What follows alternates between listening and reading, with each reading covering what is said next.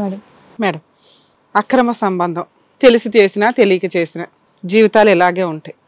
ఎవరు రెస్పాన్సిబుల్ దీనికి? కామెంట్స్లో ఒకసారి మీ ఒపీనియన్స్ చెప్పండి. ఈవిడ తప్ప కాదా?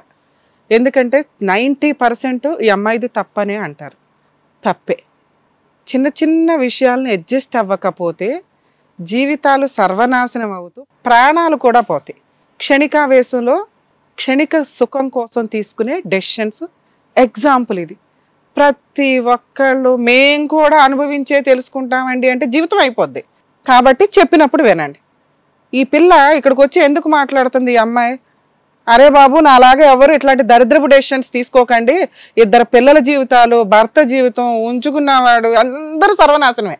ఇక వీటి కోసం కోర్టుల చుట్టూ తిరగాల, న్యాయం చేసేయాలి, లా అండ్ ఆర్డర్. లేకపోతే law and order waste. So మీరు జాగ్రత్తగా ఉంటే ఇలా ఏడవాల్సిన అవసరం రాదు. అదే ఒకవేళ ఈ అమ్మాయికి ఆ క్యారెక్టరే లేదనుకోండి, వాళ్ళ ఆయన్ని నుంచోబెట్టి ఆరేసేవాళ్ళం. ఇక్కడ బీభత్సమైన తప్పు చేసి వచ్చి ఈడా ఆడా అనే ఒక అసహ్యమైన స్టేజ్లో మాట్లాడుకోవాల్సిన సీన్ రాకూడదు. అదృష్టం ఏంటంటే మేము ఈ అమ్మాయి ఫేస్ రివీల్ చేయం కాబట్టి మేబీ ఆ పిల్లలకు కూడా తెలియదు. మేము నేమ్స్ కూడా చేంజ్ చేసే మాట్లాడతాం. నాన్న, మీ విషయం మాట్లాడితే నువ్వు మంచిదానివా చెడ్డదానివా అని మేము ఇక్కడ మాట్లాడట్లా. ఎందుకంటే మీరు పెరిగిన వాతావరణం, మీ నాన్న మీకు ఊహ తెలిసినాక స్టోరీ వినుంటారు. అమ్మకి పిల్లలు పుట్టలేదని పిన్నిని చేసుకున్నాడు. పిన్ని బాగానే ఉండి జాబ్ చేస్తూ కుటుంబాన్ని రన్ చేస్తుంటే ఇంకొక ఆవిడని తగులుకుంటే పిన్ని తోలు తీయడానికి ధైర్యంగా ముందుకొచ్చి మీ నాన్న మీద కేసేస్తే సెన్సిటివ్గా ఫీల్ అయ్యి సూసైడ్ చేసుకున్నాడు. అలాంటి క్యారెక్టర్లెస్ ఒక నాన్న వల్ల మీ సొంత అమ్మ ఆయన్ను వదిలి ఉండలేక ఆవిడ ఒక 1 yearకి ఆవిడ సూసైడ్ చేసుకుంది. అవునా? తండ్రి లేకుండా బతికిన మీ ఇద్దరికి ఒక ప్రాణం విలువ తెలియదా? నీ చెల్లికి నీకు తండ్రి తల్లి లేక ఎంత నరకం పడి ఉంటారు. మీ అదృష్టం ఏంటో తెలుసా? మీ పిన్ని, మా పిన్ని వచ్చి ఇప్పుడు న్యాయం చేయలేదండి అంటే ఎవరూ చేయలేరు తల్లి. నిన్ను ఒక చేతిలో పెట్టింది, పెట్టిన తర్వాత జాగ్రత్తగా నీకు ఇప్పుడు ఒక కుటుంబం వచ్చింది. అప్పుడు పెద్ద కుటుంబం కాదు నీది. నీ పెళ్ళి అయిన తర్వాత నీ భర్త, మీ అత్త మామ, నీ పిల్లలు, నువ్వు, ఇది ఒక కుటుంబం. దీన్ని నిలబెట్టుకున్నావా? సరే, అంతకుముందు అంటే మీ నాన్న రాశాడు ఈ తలరాత, ఇప్పుడు నువ్వే రాసుకున్నావు కదా. మీ నాన్న వేలెత్తి చూపించాము, అదే క్యారెక్టర్లో నువ్వు ఉన్నావు కదా. మళ్ళీ పైగా ఇందులో మమ్మల్ని బ్లాక్మెయిలింగ్, సూసైడ్ చేసుకోవడానికి ట్రై చేశానండి అని. సక్సెస్ అయితే ఎవరి క్లాసు? నీ ఇద్దరు పిల్లలు, నువ్వు నీ చెల్లి ఫేస్ చేసిన ప్రాబ్లము మళ్ళీ ఇక్కడ కంటిన్యూ అవుతుంది. మీ ఆయనేం ఖాళీగా ఉంచరు, వాళ్ళ అమ్మ నాన్న ఇంకో పెళ్లి చేస్తారు. నీకంటే సొంత పిన్ను వచ్చింది కానీ ఆయనకు బయట నుంచే వస్తుందిగా. ఎంత నరకం నాన్న అది. ఉత్తినే సూసైడ్ అని ఎవడి ప్రాబ్లం ఇది? నీ పిచ్చెక్కి, నీ ఒళ్ళు కొవ్వెక్కి నువ్వు చేసిన పనికి పిల్లలకి అన్యాయం చేస్తానంటారేంటి? మీ ఆయనకు అన్యాయం చేసావు, నీకు నువ్వు అన్యాయం చేసుకున్నావు, పిల్లలకు అన్యాయం చేస్తానంటే పాపమే కదా ఇది. సో మా రిక్వెస్ట్, ఫస్ట్ స్టార్టింగ్ నా రిక్వెస్ట్, సూసైడ్ అనేది బ్రెయిన్లోంచి తీసే. బయటకు వచ్చి బయటకు తెలిస్తేనే తప్పు చేసినట్టు. అవునా? బయటికి తెలియకుండా బోలెడు మంది ఉన్నారు. అర్థమవుతుందా? తెలియలేదు అనుకో. ఇప్పుడు నీ గురించి మాట్లాడదాం. సూసైడ్ అంటే మళ్ళీ ఇలాంటివి ఇంకో 10 జన్మలు నేను అనుభవించాల్సి వస్తుందిరా బాబు అని భయపడు. సూసైడ్ అనేది లేదు. ఎందుకంటే ఈ జన్మలో ఇవి చేసేయాలి. అన్నీ తప్పో ఒప్పో కర్మో అన్నీ అనుభవించాలి కదా. లీగాలిటీ చెప్పకుండా వేదాంతం చెప్తున్నాను అనుకోకండి. ఇవి కనీసం తెలిస్తే నాలెడ్జ్ వస్తుంది. అరే, ఒక భయం, మనకు దేవుడు అంటే ఒక భయం, భక్తి, ప్రేమ అన్నీ ఉంటాయి కదా. అందుకు చెప్తున్నా. కనీసం నీకు ఆలోచన పోతుంది, సూసైడ్ మన లైఫ్లో లేదు అని నువ్వు అనుకోవాలి. ఎందుకంటే నీ పిల్లలు ఉన్నారు. ఇప్పుడు నీ గురించి మాట్లాడాలి. నేను అడగ్గా క్వశ్చన్ అడిగాను, వీడా వాడా అంటే అంతసేపు ఆలోచిస్తావేంటి? ఎవడొద్దండి అనాలి. ఎందుకంటే ఇద్దరితోనే నరకం పడ్డావుగా. ఏమన్నావు? నాన్న ఎందుకురా ఇన్ని తగులుకున్నావా అంటే, మేడం మా హస్బెండ్ నాతో మాట్లాడడం, టైం స్పెండ్ చేయడు, హుషారుగా ఉండడం, వేస్ట్ ఫెలో. అవునా? దానికి పాపం సార్ అప్పటికి ఓపికగా చాలా ఎక్స్ప్లెనేషన్ ఇచ్చారు. ఎందుకంటే ఆయన బిజీ షెడ్యూల్, ఆయన ఆలోచన విధానం, ఫిజికల్ నీడ్స్ ఈ రోజున ఉన్న మన వాతావరణ పరిస్థితుల వల్ల ఏరియాలను బట్టి చాలా తక్కువ ఉంటాయి ఫీలింగ్స్ అనేవి. కొంతమందికి ఎక్కువ ఉంటాయి, కొంతమంది తక్కువ ఉంటాయి. అలా అనుకున్నప్పుడు ప్రేమతో ఏం చేయాలి? ఇంక్రీజ్ చేసుకోవడం, ఇద్దరు హ్యాపీగా ఉండడం అనేది చూడాలి. మీకున్న కమ్యూనికేషన్స్లో పాపం అది వర్కౌట్ అవ్వాలి. నీ పని నువ్వు ఇంట్లో కూర్చున్నా, వెంటనే పిల్లలు పుట్టేశారు, ఆయన అదే జిడ్డుగా అప్పుడప్పుడు కలిస్తే చాలు భార్య అంటే అనే సిచ్యుయేషన్లో ఉన్నాడు. అరే బాబు, కొంచెం అర్థం చేసుకోకండి. ఈ పిల్ల ఒక స్టోరీ మీరు వింటే తెలుస్తుంది.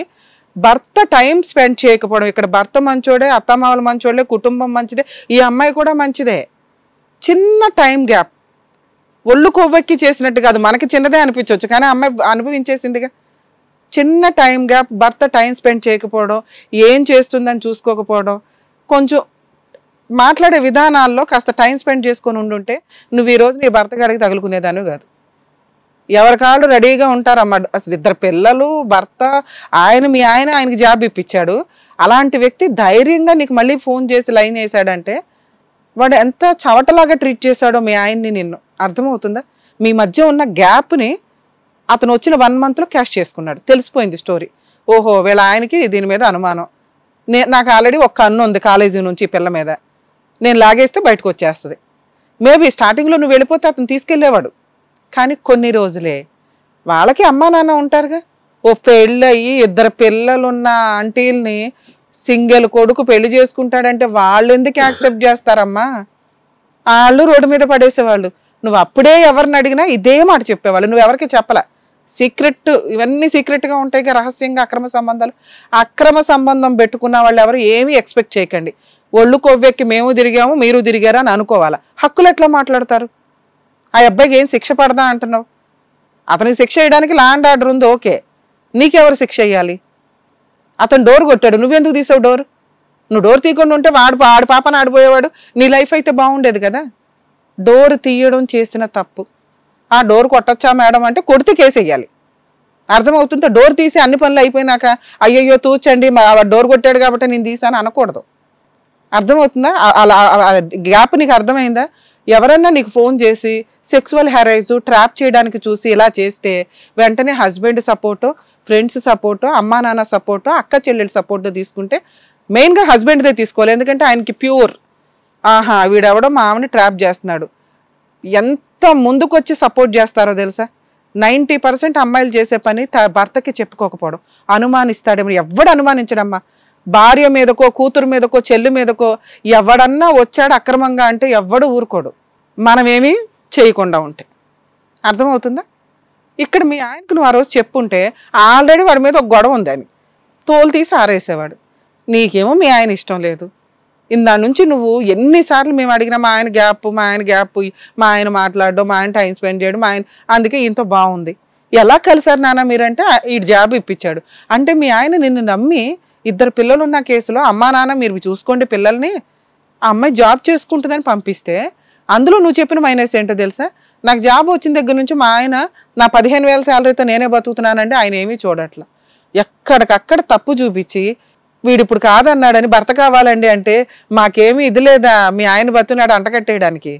మీ కేసులో మీరు ఏదైతే ట్రయల్స్ అన్నీ వేశారో నువ్వు మ్యాక్సిమం ట్రై చేసేస్తావు. నీకు సీన్ అర్థమైపోయింది. భర్త యాక్సెప్ట్ చేయడు, భరత్ యాక్సెప్ట్ చేయడు. అర్థమవుతుందా? రెండోది ఏంటిది? ఏమి లీగల్ యాక్షన్ తీసుకోవాలి వీళ్ళ మీద? మనకంటూ ఓ మానవత్వం ఉండాలిగా. నిన్ను నువ్వు పోషించుకోవడమే అంత ఎక్కువ. నాకు తెలిసి మీ హస్బెండ్ పిల్లలు ఉంచుకుంటాను నిన్ను పొమ్మని ఉంటాడు, అవునా? సో వాళ్ళకు ఒక కుటుంబం ఉంది, పిల్లలకి తండ్రి, అమ్మ, నానమ్మ, తాతయ్య అనే కుటుంబం అయితే ఉంది. ఇక్కడికి వెళ్ళి మిమ్మల్ని పెళ్లి చేసుకొని నేనైతే అనలేను. ఇతని మీద లీగల్ యాక్షన్ తీసుకోవాల్సిన పరిస్థితి ఉంది. అలానే భర్తతో కలిసి ఇతని మీద కేసు వేసుకోవడం కుదరదు. ఇప్పుడు మనం ఆలోచించాల్సిందేంటి? భర్త దగ్గరికి వెళ్తే బాగుంటుందా, లవర్ దగ్గరికి వెళ్తే బాగుంటుందా? ఇద్దరు ఎవరి దగ్గరికన్నా ఫోర్స్ఫుల్గా మేము పంపించగలుగుతాం. భర్త దగ్గరికి పంపిస్తే 2 పిల్లలకి తండ్రి దొరుకుతాడు, తల్లి దొరికింది. నువ్వు మారితే, నువ్వు స్టిల్ ఇంకా మారలా. ఏ రోజన్నా ఇప్పుడు నీకు అర్జెంటుగా ప్రాబ్లం సాల్వ్ అయిపోవాలి. నువ్వు చేసిన 7 సంవత్సరాలకి అర్జెంటుగా ప్రాబ్లం సాల్వ్ అయిపోయి ఎక్కడొక్కడ సేఫ్ సైడ్లో ఉన్నాక మళ్ళీ ఫ్రీ అవుతావు చూడు కొంతకాలం, మళ్ళీ అప్పుడు ఆలోచిస్తావు ఇంకెవరు డోర్ కొడతాడా అని. నిన్ను ఎట్లా నమ్మాలి మేము? కొంతకాలం అనుభవించండి. తప్పు చేసినప్పుడు కొంత ఆ పనిష్మెంట్ అనుభవించాలా, మెంటల్ టెన్షన్ అనుభవించాలా. మీరు తప్పులు చేసేస్తారు, ఎవరు పడితే వాళ్ళు ప్రాబ్లమ్ సాల్వ్ చేసుకుంటూ కూర్చుంటే తప్పు వాల్యూ ఏముంటుంది? ఇంకా మనం తప్పు చేస్తే ఎవడన్నా సాల్వ్ చేసేస్తాడు అయిపోద్ది అన్నట్టు అనిపించకూడదుగా. ఈ తప్పుకి మీకు కొంత పనిష్మెంటే ఈ మెంటల్ టెన్షన్. మీ ఆయన మిమ్మల్ని వదిలించుకోవడం కుదరదు, నిన్ను బయటికి తోసేయడం కుదరదు నువ్వు ఆ ఇంట్లో ఉన్నంతకాలం. అర్థమవుతుందా? బతిమలాడుకో, ట్రై చేసుకో. డమ్మీ బొమ్మే మీ ఆయన నీ మనసుకైతే నచ్చల, కానీ నీ పక్కన ఒక మహారాజులకు కూర్చోవడానికి ఆయన చాలా అవసరం, ఆయనకు మాత్రమే అర్హత ఉంది. ఆయన్ని బతుమలాడుకోవడం ఎట్లాగా అనే దాని మీదే కాన్సన్ట్రేట్ చేయి. వీడి పాపని ఒక ఆడపిల్లని అనవసరంగా వాడుకున్నవాడు ఎవడో బాగుపడినోడు లేడు బయట. అర్థమవుతుందా? నువ్వే చూస్తావు ఏం జరిగిద్దని. అతన్ని ఏం చేయాలని మళ్ళీ కొత్తగా ఇది చేసుకోవద్దు. అతను ఏం చేయాలో తర్వాత మాట్లాడదాం. ఫస్ట్ నాకు అర్థమైనంత వరకు మీ హస్బెండ్తో నువ్వు కలిసి ఉండడం చాలా అవసరం, భర్తతో కలిసి ఉండడం కాదు. భర్త లాంటి ఇంకొక భర్త 2 భర్త 3 వస్తే కూడా కలిసి ఉండొద్దు, ఖాళీగా ఉన్నాను కదా అని. 2 ఆప్షన్స్. ఒకటి, కుదిరితే మీ ఆయనతో కలిసి ఉండడం, బతులాడుకోనో కాళ్ళు పట్టుకోనో ట్రై చేసో మీడియేషన్స్ చేసో. 2, నువ్వు ఇండివిజువల్గా నీ కాళ్ళ మీద నువ్వు నిలబడి నీ పిల్లల్ని పోషించుకోవడం. పిల్లల్ని పోషించుకుంటావా? పోషించుకోలేవా? అంటే పిల్లలు నీ దగ్గర లేకపోతే నువ్వు ఎక్కడ సూసైడ్ చేసుకుంటావన్న భయం. పిల్లల్ని పోషించలేవా? పిల్లలు కావాలా వద్దమ్మా నీకు? కావాలి. అంటే నువ్వు తీసుకెళ్ళిపోతావు. ఇప్పుడు మీ ఆయన నిన్ను చూసుకోను అన్నాడు, నిన్ను బయటకు తరిమేశారు, నువ్వు ఎందుకు అంత నిస్సహాయంగా ఫీల్ అవుతున్నావు? MBA చదివిన అమ్మాయివి, జాబ్ చేసుకుంటున్నావు, నీ కాళ్ళ మీద నువ్వు నిలబడి 2 పిల్లల్ని చూసుకోలేవా? నాకు రీసెంట్గా ఫీవర్ వచ్చింది మేడం. అమ్మా, నేను హాస్పిటల్ ఉంటే నాకు ఎవరు చూడనికి కూడా రాలేదు. అట్లాంటి సిచ్యువేషన్లో 2 పిల్లలకి నేను ఎట్లాంటి, నేను ఇప్పుడు వెళ్ళిపోమని చెప్పట్లా, మీ ఆయన బయట తరిమేమని చెప్పట్లా, మేము మాట్లాడతాం మీ హస్బెండ్. అట్లాంటి సిచ్యువేషన్ వస్తే నేను హ్యాండిల్ చేయలేను మేడం. దానికే కొంత స్ట్రెంగ్త్ కావాలమ్మా అంటున్నా. నువ్వు ఎప్పటికప్పటికి ఇది కాకపోతే ఇది, ఇది కాకపోతే ఇది అని షిఫ్ట్ అయిపోతున్నావు తప్ప నేనే ఇంపార్టెంట్ అని నువ్వు అనుకోవట్లా. నువ్వు ఇండివిజువల్గా విత్ క్యారెక్టర్తో ఉండడం చాలా అవసరం. నీకు 2 పిల్లలు ఉన్నారు అక్కడ, నీ ఎఫెక్ట్ పిల్లల మీద పడుతుంది తెలుసా? ఇలాంటి అమ్మ అనేది ఎంత హీనంగా ఉంటుంది. వాళ్ళు ఏం తప్పు చేశారు తల్లి? నీకు పుట్టడమే తప్ప వాళ్ళు. సో మీరు ఇప్పుడు చెయ్యాల్సిన పని, మేము మీ హస్బెండ్తో మాట్లాడతాం, కుదిరితే బతులాడడానికి ట్రై చేస్తాం, మీరు కూడా ఇంటికి వెళ్ళి అంతే ట్రైల్ వేయండి. ఒకవేళ కుదరపోతే భర్త అనే క్యారెక్టర్ గురించి మాట్లాడొద్దు మీరు. ఎందుకంటే నువ్వు అక్కడికి వెళ్తే పిల్లల మీద చాలా ఎఫెక్ట్ పడుతుంది. అమ్మ ఎవరితో లేచిపోయిందనే చెప్తాడు ఈయన. అర్థమవుతుందా? లేదు కుదరలా, ఇండివిజువల్గా బతకడం నేర్చుకోండి. మీకు మీ పిన్ ఉంది, మీ సిస్టర్ ఉంది, కొంతకాలం అసహించుకుంటారో దూరంగా ఉంచుతారో, కనీసం హాస్టల్లో ఉండి మీకు మీరు సెల్ఫ్గా బతకడానికి చూడండి. సూసైడ్లు చేసుకోవాల్సినంత అవసరం అయితే లేదు. ఇప్పుడు చెప్పండి, భరత్ కావాలా మీ ఆయన కావాలా? మా ఆయన. మీ ఆయనతో మాట్లాడమంటారా? వద్దా? మాట్లాడు. పర్లేదా? మరి మాట్లాడితే మీరు టీవీ షోకి ఎందుకు వెళ్ళావు అని అంటారా? అంటారు. మరి ఎవరు మాట్లాడాలి? ఎలా మాట్లాడాలి? నేను నువ్వు మాట్లాడతావా? ఇప్పుడు మా ముందు మాట్లాడతావా? నువ్వు ఇంటికి వెళ్ళి మాట్లాడాను మేడం. నీతో మాట్లాడడం అవసరం లేదు నాకు. అందుకే మేము మాట్లాడతాం. ఏమన్నా ఏమవుతుంది గోంగారు, ఎంతకంటే ఏమవ్వదు కదా. వద్దా? టీవీ షోకి వచ్చిన అతను గిల్టీగా ఫీల్ అవుతాడు. సరే, ఇప్పుడు నీకైతే ఒక కరెక్ట్ డెసిషన్ ఇవ్వగలిగాం కదా. భరత్ వద్దు, మీ హస్బెండే ఇంపార్టెంట్. 2, సార్ కాసేపు మీతో మాట్లాడతారు. అలాగే ఒకవేళ కౌన్సిలింగ్ అవసరమైతే వెళ్ళండి.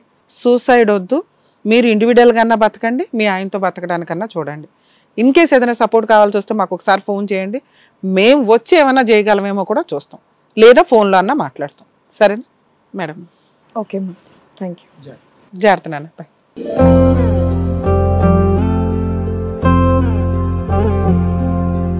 తనకున్నటువంటి కన్ఫ్యూజన్స్ అన్నిటిని కూడా క్లియర్ చేసి ఏ దారిలో వెళ్తే తన లైఫ్ అనేది హ్యాపీగా ఉంటుందో చెప్పినందుకు డాక్టర్ గారు, advocate madam, thank you so much. Hit TV app, ఇందులో short news, live news, entertainment shows, movies, digital magazines తో పాటు మీ జిల్లా వార్తలను కూడా ఫ్రీగా చూడొచ్చు.